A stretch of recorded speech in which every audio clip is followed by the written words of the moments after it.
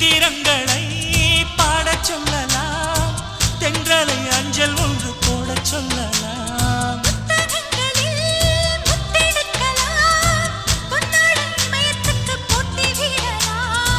பூமிக்கு பொட்டு வைத்து பார்க்கலாம் பார்க்கலாம், பூவுக்கும் ஆடை தைத்து போடலாமா?